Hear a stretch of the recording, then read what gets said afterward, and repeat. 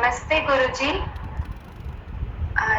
The homework which you gave me in last class, Vilambit Teen Tal Ka Theka, that I am playing today in front of you. Okay.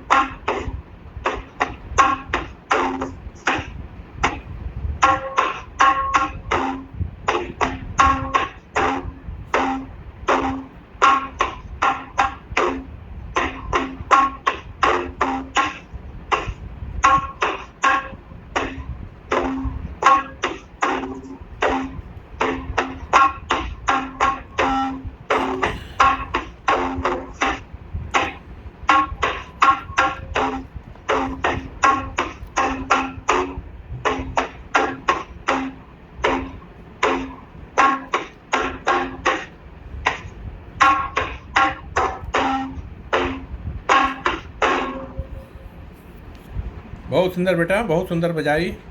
और विलंबित तीन ताल की जो ठेका आपने बजाई नहीं, अभी उसमें इसके साथ आपको आपने एक दो तीन चार गिनती की सुना दी। अब थोड़ी देर आप धा धिन धिन धा, जो भी आप तबले में बजा रही है उसको मुंह से भी पढ़ते रहिए। जैसे 1 2 3 4 से पढ़ के एक बार कुछ समय तक आप सुनाई, तो वैसा एक बार और शुरू कीजिए जिसमें खाली धा धिन धिन धा ये ठेके आप बोलते रहिए और बजाते रहिए। हाँ बेटा, शुरू हो जा। ठीक है गुरुजी। ओके। धा धिन धा धा धिन धा धा धिन धिन धा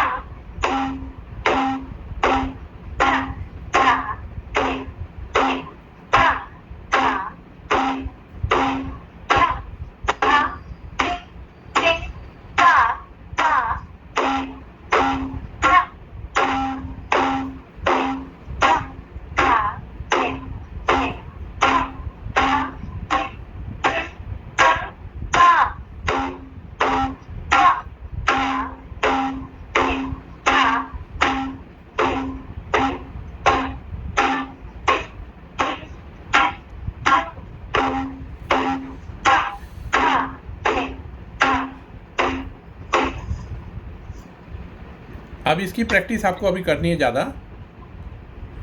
अब इसके साथ और एक, हाँ एक बेटा एक और चीज़ करनी है आपको, वो है जैसे बजाए तबले में ना 1 2 3 4 की गिनती के साथ एक बार किए हैं, अभी आप मुंह से धादिन आप पढ़ के भी सुनाई और बजा भी। अभी एक चीज़ है, खाली क्लैपिंग से बीट दे करके उसी चीज़ को पढ़न करनी है। तो अभी उसमें यही चीज़ आप जो बजाइए आप उसको कोशिश करिए, नहीं तो मैं आपको दिखा दूंगा। यही आपका होमवर्क का भी रहेगा क्लास का। सुनाइए जैसा 1 2 3 4 पहले वैसा हाथ में ताली दे के बीट दे, खाली बीट देते जाइए। हाँ हाँ करूं क्या गुरुजी एक बारी? 1 से हाँ करिए। धा धिन धिन धा धा धिन धिन धा धा धिन धिन धा धा धिन धिन धा धा धिन धिन धा धा धिन धिन धा धा धिन धिन धा धा धिन धिन धा धा धिन धिन धा धा धिन धिन धा धा धिन धिन धा धा धिन धिन। ठीक है। अब इसमें तीन ताल की जो ताली खाली इसके हिसाब से आपको, अभी तो खाली हर बीट में आपने ताली दिया है, ये भी बहुत ज़रूरी है। पहले बीट कायम हो जाए एक जगह, उसके बाद तीन ताल के जो ठेके का जो सिस्टम है कि 16 मात्रा है और उसमें पहली मात्रा में ताली, पाँचवीं मात्रा में दूसरी ताली, 9 में खाली, फिर 13वीं में तीसरी ताली, फिर 1 में सम। तो ऐसे ही जो बीट बोल पढ़न करते साथ हाथ में भी 1 में ताली दिखाना, 5 में ताली दिखाना, खाली में 9 जब आएगी वो खाली दिखाना, और 13वीं में ताली दिखा करके इसको आपको दिखाना है। ये भी आपका होमवर्क रहेगा। और इसको मैं एक बार अलग से दिखा दूंगा, क्योंकि ये बुनियादी जो तालीम होती है ना, इसमें सबसे पहले एक चीज़ को दिमाग में रखना पड़ता है। वो क्या है कि ताल, लय और सुर, ये तीनों चीज़ को लेके चलना है। तो तबला और बायां जो है ना, left and right, tabla is right and left is बायां, इसको सुर में मिलाना है। सुर में मिला करके ही बजाना है। पहला एक हो गया। दूसरा है, हर बीट पे हर मात्रे में ताल देने की एक क्षमता होनी चाहिए। इसको कहते हैं लय की स्थिरता। और उसके बाद एक ही स्पीड में बजाने की क्षमता। ऐसा नहीं कि थोड़ा सा बजा के फिर बढ़ गए या घट गए। किसी भी गाने के साथ आप बजा रहे हैं तो समझते एक गाना कम से कम 3 मिनट तो होते ही है ना, चाहे बॉलीवुड सॉन्ग हो, चाहे भजन हो, शब्द कीर्तन, जनरल संगीत जो भी है, तो 3 मिनट मिनिमम होता ही है। उससे आगे भी चलते हैं, 4-5 मिनट भी होते हैं, लेकिन मिनिमम देखा गया है कि 3 मिनट का ही एक सॉन्ग चलते हैं। फिर उसके साथ आप जब संगत करेंगे, चाहे वो 3 ताल में हो, चाहे कहरवा में हो, चाहे दादरे में हो, उसको continuously have to play for at least for 3 minutes. So you must have that capacity with you to play that ठेका एटलीस्ट फॉर 3 मिनट्स। तो इसकी अभ्यास शुरू से होनी चाहिए।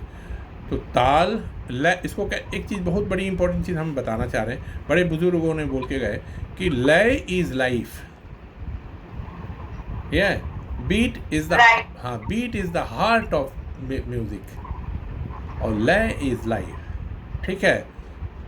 और lyrics, that is a very extremely wonderful thing, the integral part of total music.